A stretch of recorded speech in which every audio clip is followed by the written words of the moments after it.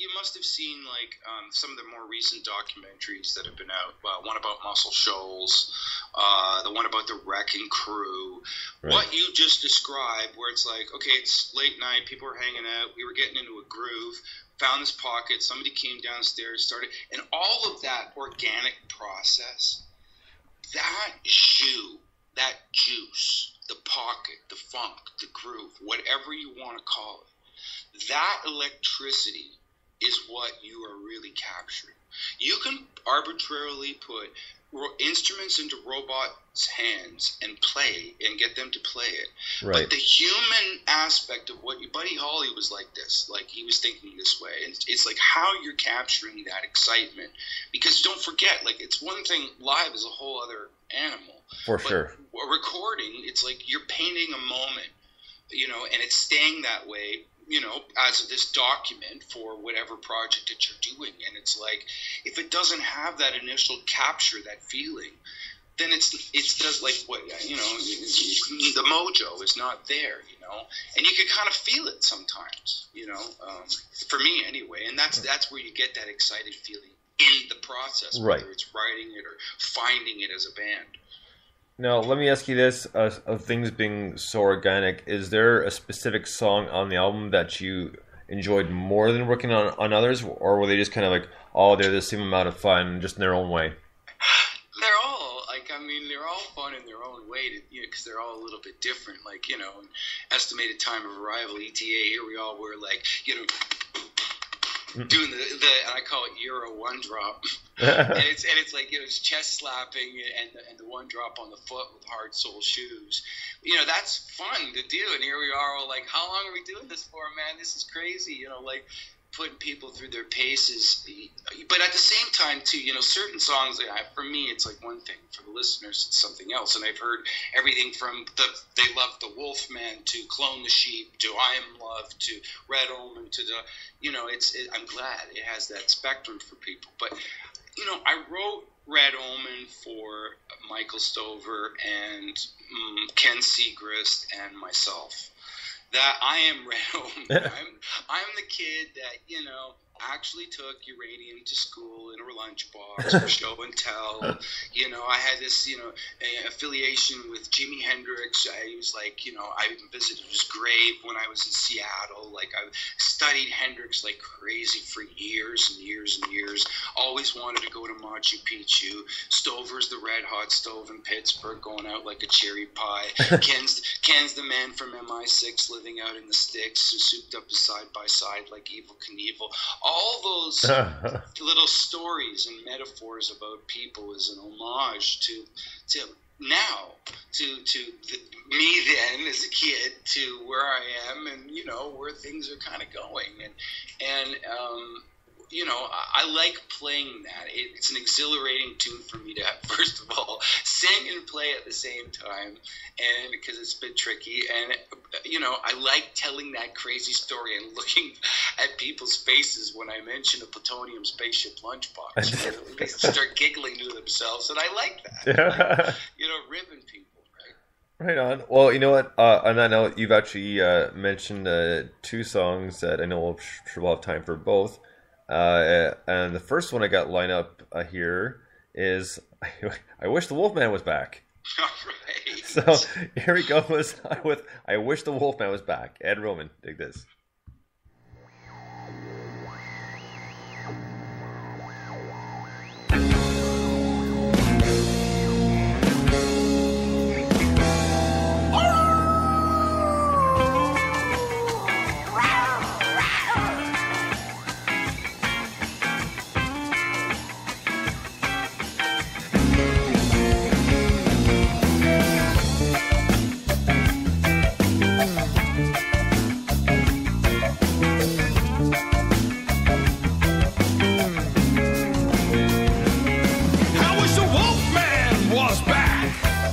He be taking no shit and he be taking no flack. I wish the Wolfman was back. You can bet on this, you can bet on that. Like a pirate in a radio station. Feel the needle and the vibration. Howl out another salutation. For the Jack in the Shack is the one with the knack. I wish the Wolfman was back.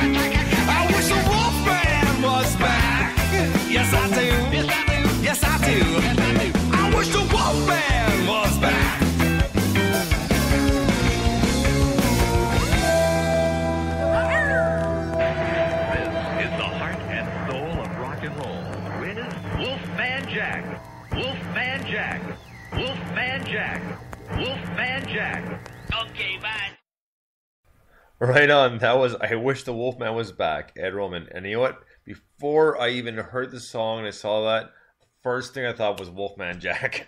Thank goodness. Oh man, Like, is that what's about a monster or something? I'm like, oh yeah, no. I know. I thought Wolfman Jack right away, and mainly because over the past month or so, I've been watching the old Burt Sugarman's Midnight Specials. oh, what? Just on YouTube or something? No. A friend of mine has got like the DVD set of them, so we work an overnight every week together. So we've been watching it disc by disc. Oh, that is cute. So what? You can order that online, I guess, or something, right? Yeah, her husband got it for her, so I think it's pretty rarely available. That'd But be so cool to have. oh yeah, it was pretty cool because all they did was they played the songs. They had the introduction of the song in the band and then the song. So there's no other thing, just the one band song and so on and through all the seasons from like 70 to 80 and like a little bit before that. So there was everything from AC/DC with Bon Scott in '78 playing Sin City, which was just badass as hell for me. Wow, that's crazy. I would have loved. Oh man, I gotta see this stuff. So- Now I'm on a mission. Yeah, man, it's great stuff. Like I said, we've been watching it weekly and just seeing all the stuff. And it's like as soon as I was like, Wolfman Jack, nice. But I love this song a lot for the music because it's it's got that kind of ska, kind of reggae sound to it. Then I got the junk organ in there, but it's also almost got like, and I think the best way to explain this, almost got like a Munsters feel to it. Like if you think of the theme song to the Munsters, the original Munsters show, that's what it kind of reminds me a little bit. So it's like it's got it all tied in one, and like a really great tune. And this is like I said, this is one of my favorites. Well, you know what? I mean, the Wolfman was like, wild and crazy. I mean, he had that kind of feel to him, and I mean, even like growing up, and you must remember too, like the Haunted House of Frightenstein. With the Oh, band. absolutely. I mean, his character that he modeled was after Wolfman Jack, despite he was dressed like the Lon Chaney character. Right. Throwing the darts behind him at the clock and spinning Jumpin' Jack Flash. It was all that, jus that was still coming out of that time frame. And it was like, as a kid, that's how I kind of figured out who he was, because at the time too, like in '75 or whatever, I remember being up in Keswick and like hearing him on the radio and playing all sorts of different stuff, and like everybody going, that's Wolfman Jack, and it seemed to be like a big thing because not just because he was a personality on the radio, but it was a clear night, Right. and your transistor radio would only get that station every once in a while. So and his connection to American Graffiti and the whole mystique of who he was, and spinning race music, and that's the whole thing about that era, and even DJs and people in radio, is that they kind of did what they wanted, they spun what they wanted, and because of it, they grew a new community of people. I mean, because of them, rock and roll, along with the transistor radio, was born. Right. And today, you and I are living betwixt that moment and a new era where we are actually like doing something really incredible, where what we have in these stations, these shows, connecting people all over the world Exactly. with music, is doing that exact same kind of thing, man. I feel lucky. But I tell you, man, the Burt Sugarman you need to get because it has Ike and Tina Turner, Casey and the Sunshine Band, it's got the Bee Gees, like there's so many bands on there. I can't think to name them all. Stevie Wonder, like James Brown, like it's really cool stuff that I just love. Like a lot of good soul and man, love the old afros were amazing. Oh yeah, dude! Like, and this the other thing, the cross section of styles and types of music, because as you mentioned, all those people.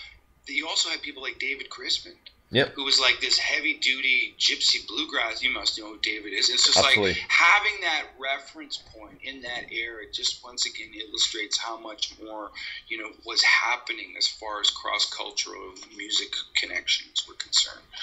So, well, I'm glad I mentioned that. So, yeah, man, when we're done this, please check it out because, like, I mean, it'll bring you back to the nostalgia of the whole thing. But it is so cool to see. Like I said, each DVD is just the person introducing them, the band, the song plays, and then the show's wrapped up, and then on comes the next band, and then so on and so forth. So they pretty much did each show and picked the one major band from each show in that putting that whole time span. I love the SNL ones for that too. I've seen the music ones that are all just put together. It's not any parts of the shows or comedy or anything, but I'm just like, wow, I can't believe I'm watching da da da da da. And it's there. That's the thing. Those shows too, where like if you go back and you see the classic record from that time frame, that's when the band was doing what they were doing. They were on the show, and it's like, man, I can't believe I'm watching this. I can't believe I'm watching this. This is so good. Well, I mean, there was a classic one when Paul Simon played. Like, this is a few years after he went solo and Simon Garfunkel had to split. But they show him, he's walking into the SNL studios, and Chevy Chase outside playing acoustic. He starts talking to him about his show. He's like, "Oh yeah, well, good luck out here, Chevy." You know, he goes in to play his show. Do you remember when they had him put on the chicken outfit? Yeah, actually, I think that might have been the same one. Like, Lord, the same one? Still crazy. He was doing still crazy. Yeah, Lord, I don't. This is silly. Why am I wearing this chicken suit? Come on, Paul. I can't do it. I can't do this. I can't do this. Yeah. Oh, Paul, come on. It will be funny. Please come back. We want you to play the show. Lauren Michaels playing a serious role. I met my old lover. Yeah, and he just like, he said, I know.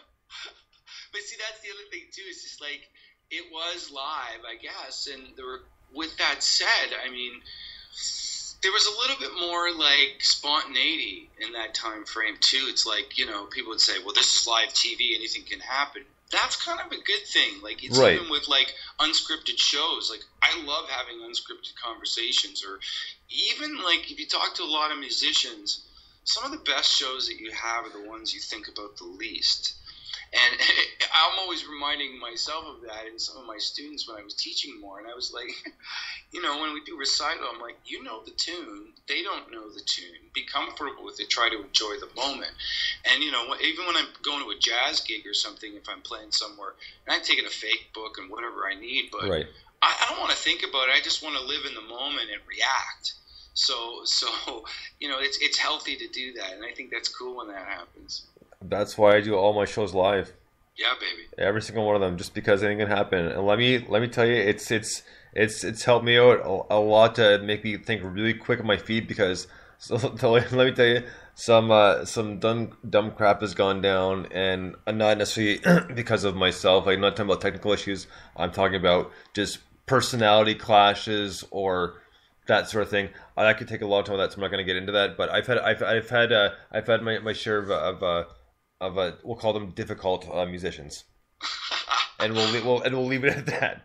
Well, you know, and that's the other thing. I mean, like, you know, the conversations. There's books that have been written about the art of conversations, and sometimes people